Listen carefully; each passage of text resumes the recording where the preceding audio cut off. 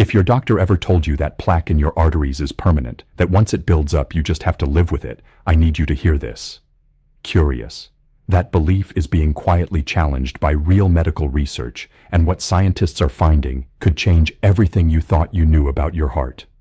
I'm Dr. Daniel Carter, and today I'm going to share something with you that most people will never hear from their regular doctor, not because it's being hidden, but because it's still making its way through the medical system. Excited. And by the time you finish watching this, you'll understand why I believe this information could add years to your life. Let me start with a simple question. What if the damage happening inside your arteries right now could actually be undone? What if your body, even at 60, 70, or 80 years old, still has the ability to heal itself if you give it the right tools? That's exactly what researchers have been exploring, and the results are honestly remarkable.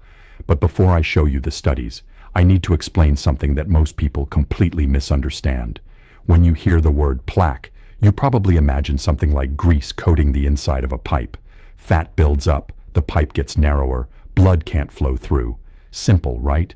Well, that's not really what's happening at all. Your arteries have a delicate inner lining, almost like the skin inside a balloon. Over the years, that lining takes damage. High blood pressure pushes against it. Inflammation irritates it. Stress hormones wear it down. And where the damage happens, that's where trouble begins. Now here's where it gets interesting, and this is the part most people miss entirely. When cholesterol particles enter that damaged area, they're not immediately dangerous. The real problem starts when those particles react with something called free radicals. This reaction transforms regular cholesterol into something toxic. Scientists call it oxidized cholesterol, and this is what actually triggers the whole cascade of problems. Your immune system notices this toxic cholesterol and sends in cleanup cells to deal with it. These cells try their best, but over years and years, they get overwhelmed. They fill up with cholesterol and die right there in your artery wall. Layer upon layer of these dead cells, held together by a protein mesh and hardened with calcium. That's what a plaque actually is. Think of it like a wound that never quite heals, building up scar tissue year after year. And for decades, doctors believed that once this process got started, you could only hope to slow it down. You couldn't reverse it. But that's where the new research comes in, and this is where it gets really exciting. Let me tell you about a study that came out of Israel that made researchers sit up and pay attention. A professor at a major medical center recruited 10 patients who already had confirmed plaque buildup in the arteries of their neck. These weren't healthy volunteers. These were people with real documented disease. He gave them one simple thing every single day for a year: pomegranate juice.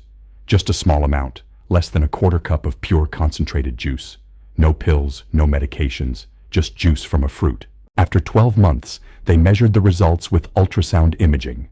The thickness of the artery wall in these patients had decreased by 35%. Let me say that again because I want it to sink in. The plaque didn't just stop growing. It actually got smaller. The arteries were opening back up. And here's the truly fascinating part. The total amount of cholesterol in their blood didn't change at all. The juice wasn't lowering their cholesterol numbers. It was doing something completely different. It was stopping that cholesterol from becoming toxic in the first place.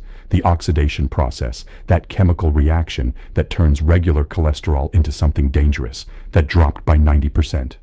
Remember what I said earlier about oxidized cholesterol being the match that lights the fire? This study suggests that pomegranate basically takes the matches away. Now I have to be honest with you because I always want to give you the complete picture. This was a small study. 10 people isn't enough to prove something works for everyone. A larger study later showed mixed results, though it did find benefits in people who had the highest levels of oxidative stress to begin with. So the evidence is promising, but it's not yet proven beyond doubt. What we can say is that the mechanism makes sense. Pomegranates contain some of the most powerful antioxidants found in any food. And if oxidation is driving your plaque buildup, addressing that directly could make a real difference. But if you found that interesting, wait until you hear about this next discovery. Because there's a compound from the other side of the world that seems to attack plaque from a completely different angle. In Japan, people have been eating a traditional food called natto for over 1,000 years. It's fermented soybeans, and honestly, most Americans who try it don't love the taste. But here's the thing. Regions of Japan where natto is eaten regularly have remarkably low rates of heart disease. Scientists wanted to know why, so they isolated the active enzyme and studied it directly. In 2022, researchers published the largest human study ever done on this enzyme, called nattokinase. Over 1,000 participants with confirmed plaque buildup took it daily for 12 months. The results were stunning. Plaque area in the carotid arteries decreased by 36%. Wall thickness dropped by nearly 22%. And no significant side effects were recorded across all those participants. How does it work? Remember I mentioned that plaque has a protein mesh holding it together, almost like scaffolding. This enzyme actually breaks down that scaffolding. It's like removing the framework that the plaque is built on, allowing your body to gradually reabsorb the cholesterol that was trapped inside. So we have pomegranate working on the oxidation process, stopping new plaque from forming. And we have nattokinase working on the structural framework, helping break down plaque that's already there. Two completely different approaches targeting two different parts of the same problem. But here's something critical that frustrates me, and I really want you to pay attention to this. The study that showed dramatic results used a dose of 10,800 units per day. If you walk into most stores right now and buy a nattokinase supplement, you'll probably get a bottle that gives you 2,000 units. That's the exact dose that another study tested for 3 years and found absolutely no effect.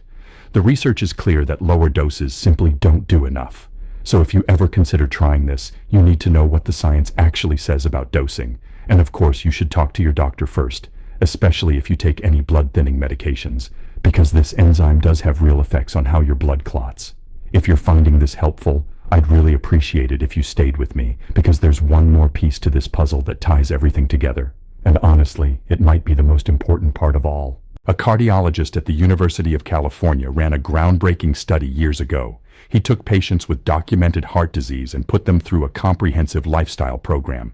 No new medications, no supplements, just changes in how they ate, how they moved, and how they managed stress. After just 1 year, the patients in his program showed measurable shrinkage in their coronary artery blockages. The control group, receiving standard medical care, actually got worse. After 5 years, the lifestyle group kept improving while the control group kept declining. This matters because it shows us something profound. Your body wants to heal. Given the right conditions, it can actually undo damage that's been building for decades. Think about it this way. Imagine your arteries are like a bathtub, and the faucet has been running for years, slowly filling it with plaque.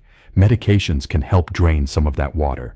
The natural compounds I mentioned can help drain it too.